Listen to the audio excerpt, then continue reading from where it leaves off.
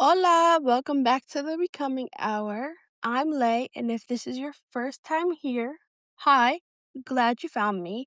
Second of all, go back and listen to episode 1 real quick so everything else makes sense. And I'll wait here for you.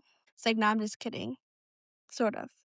So last week we talked about the introduction episode, who I am, why I started this show, some topics that I want to touch on, and what it really feels like to be a young black queer woman in college trying to figure out who she's becoming.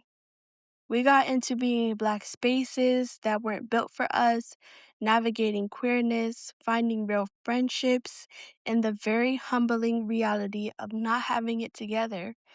If any of that resonated with you, that's good. That means you're in the right place.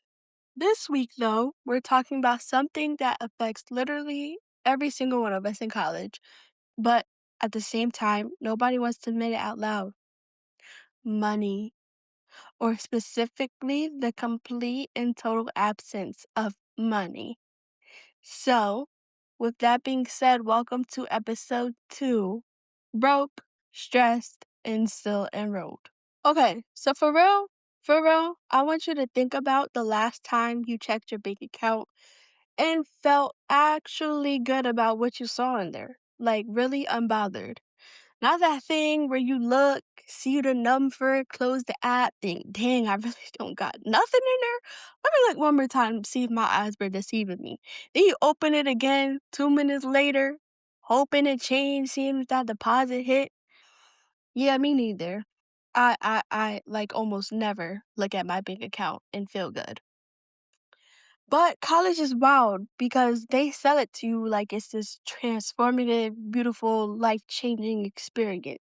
And while it is all of those things, they specifically leave out the part where you're eating ramen 3 times a week or eating disgusting dining hall food because you have no money to eat out once again. They leave out the part where you're financial laden comes in and you get your little refund check and you feel rich for exactly 24 hours before you spent all of it, or you needed it to pay your rent that month, or if you needed it to pay off your little credit card you got. They leave out the part where someone in your class happens to mention that they just booked a spontaneous trip and you're sitting there like, honey, I can't afford to go spontaneously anywhere. I have to plan my spontaneity. Yeah, being a broke college student is a full experience. And today we're going to dig and talk about all of it. Once again, my name is Lay, and you're listening to The Becoming Hour, the podcast about being a young black queer woman in college, navigating life, growth, and everything in between. So let's get into it. Let's start here. Working while in school, because I know a lot of us are doing it, and also quietly resenting the people who aren't. There's this version of college that gets shown in movie and on social media where people are just studying and going to parties, staying out late all night, waking up, joining clubs, having the time of their life. For some people, that genuinely is their college experience. But for a lot of us, our college experience also includes clocking in and clocking out, fitting a shift around your schedule, trying to find a job that's flexible with your college schedule, being exhausted in a lecture because you're on your feet for 6 hours the day before.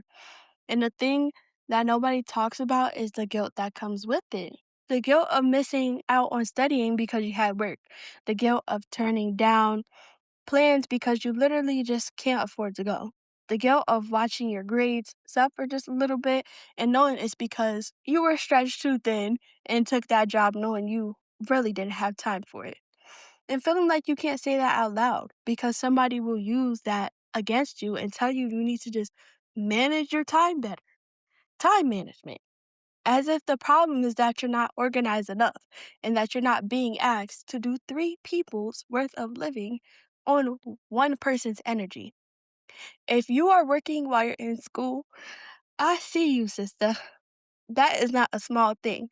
That is actually remarkable. And you deserve more credit for it than you probably give yourself. So, can we talk about the psychological experience of being broke in a space with people who are not broke? Because it is a thing. It's a whole specific particular thing, actually. Like when someone suggests a restaurant and then you pull up the menu and you looking at them prices like, sister, who can afford this? Or when you randomly get that notification that you've been invited to the group chat that's planning a birthday trip and you're doing the math in your head like, you want to be excited. You are excited, but you're doing the calculation and you don't know if you can afford it or not. Or if you're going to have to skip out on some excursions or come a day later or drive instead of fly. Or the comparison spiral. You see someone on campus or just on Instagram, TikTok, just living. They have new clothes, they're always at a concert, constantly road tripping, traveling, eating out.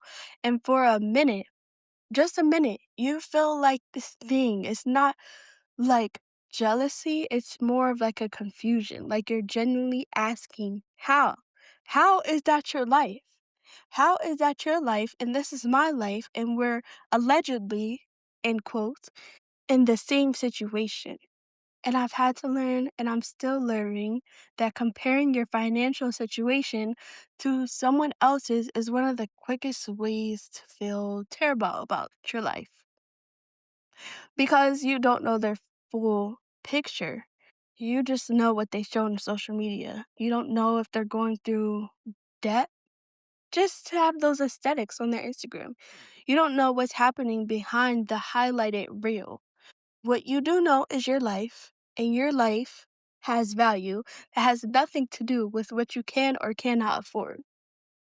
Right now is the key words. Right now is not forever. And I think, especially me and some of my close peers around me who are also in college, we tend to forget that. Tend to forget that right now is not forever, but it's really hard. It's really hard. But I refuse to let this episode be nothing but heavy because being a broke is also kind of it's funny for real when you step back and look at it. Like you can really get creative when you have no money. Like it's for real impressive. Like me and my girlfriend, we just went on a whole trip to Costa Rica with no money. Let me tell you, no money. Came back with even less money. Like it's actually really crazy and I don't even know how we pulled that off. But anyway, let's talk about also self-care. Like, when you're in college, you also want to feel good. You want to feel good. And budgeted self-care is real and valid, and I will forever die on this hill because one thing I'm going to do is self-care on a budget. A face mask from ingredients you have right in your kitchen, a long shower with your playlist, dim the lights and put on a candle, you're at the spa. Finding a free event on campus, around your city, eating the free food, the samples, and that is called resourcefulness, and it will be dinner. Don't that it will be dinner. What we have to do in college is master the art of treating ourselves within the means. Happy hour instead of full price. Me and my friends love a happy hour, buying one nice thing instead of many okay things, or buying many okay things versus one big nice thing. The thrift store, the thrift store is our sacred place. There's a specific joy in that, a specific skill in stretching a little into a lot that college students are masters in. And I think it's important to still take care of yourself even when money is tight. Not in a treat yourself, you deserve it, swipe the card way, but in like a real way. Like rest is literally free. Journaling is free. Walking outside is free. Going to the beach is free. Calling someone you love is free. Your self-care shouldn't have to cost anything to count, and it shouldn't be put on the back burner because without self-care, like what are you doing to keep yourself afloat in this tough time of the becoming hour? Okay. All right. It's time for the moment we've all been avoiding. I don't even want to say it. Asking family for money. It's really an art form. It really is. There's actually a whole science to it. You have to time it right. Not right after they mention a bill or bills. Not right before a holiday or right after a holiday. It has to ideally be on a day when the vibes are good. Nobody's in their feelings. You can ease in. And you don't just leave with a number. No, no, no, no. You have to build context.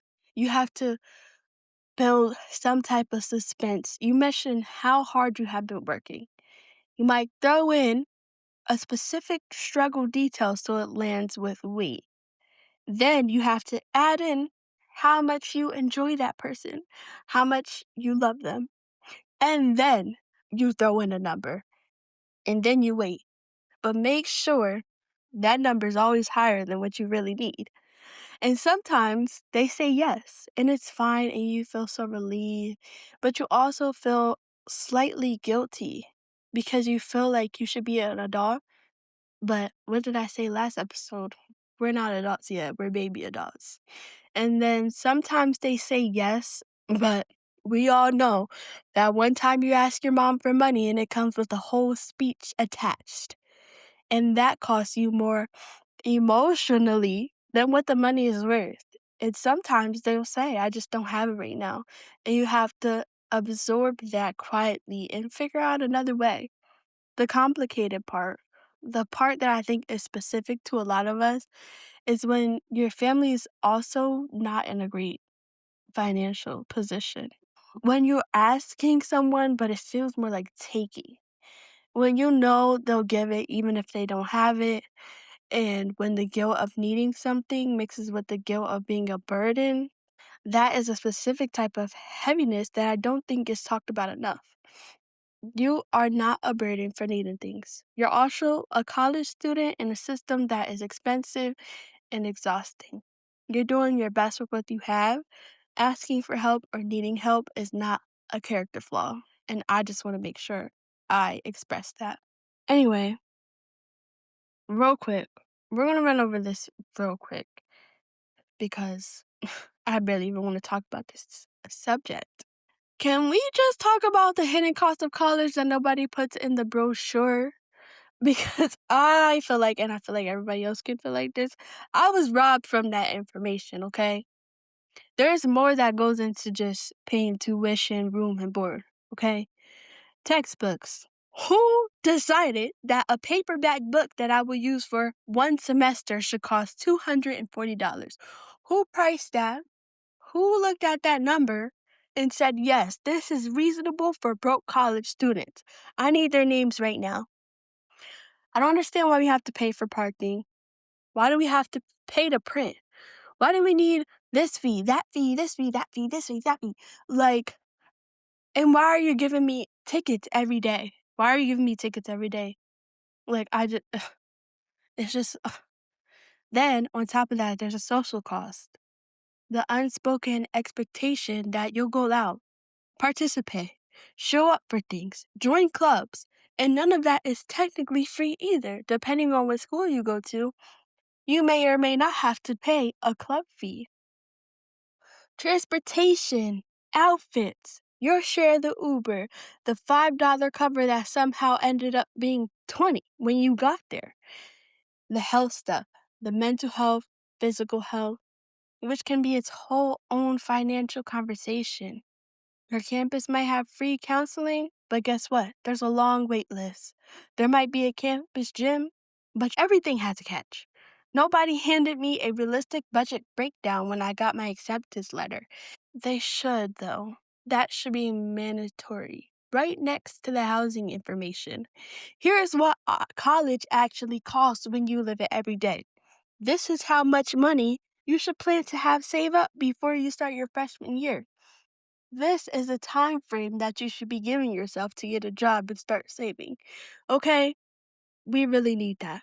So, before I let you go, let's be real for 1 second.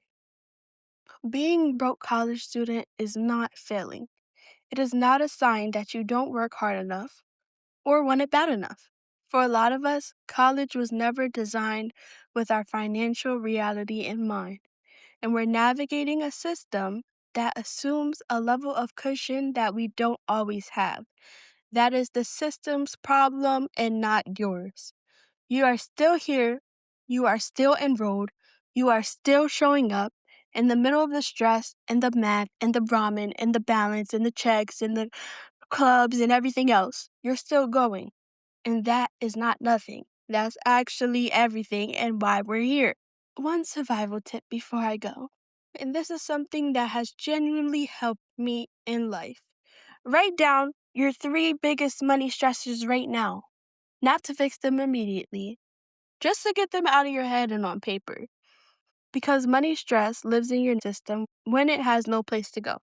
Name them, look at them, then take one small action on just one, even something tiny. If you have a credit card, pay that minimum fee. If you need a self-care day, go take yourself to the movies. Anything. It could be anything. It won't solve everything, but it will make you feel less like it's all swallowing you at once. Okay, that's episode 2. Thank you for listening. I'm Lay. You're listening to The Becoming Hour. Come back next week as we have a lot more to get into.